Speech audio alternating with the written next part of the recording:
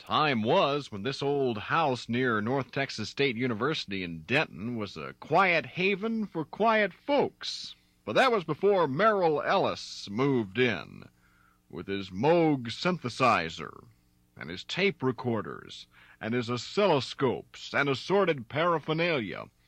Merrill heads up North Texas State University's Electronic Music Center, and for the past few years, this old house has been a center for experimentation and electronic music composition.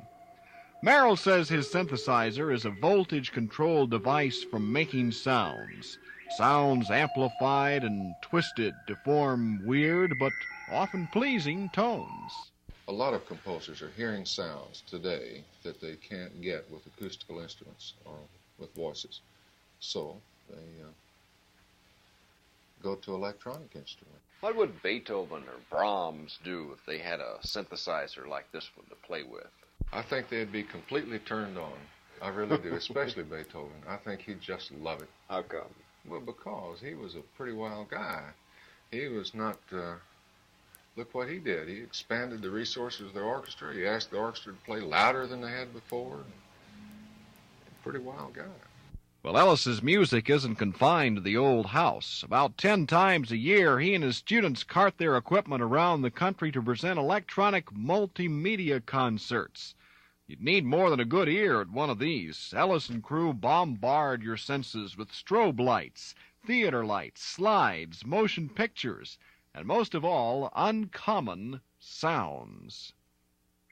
Up in Louisville, when we played my kaleidoscope, on the third concert, a contingent got up and walked out. But sometimes that's when you're making it.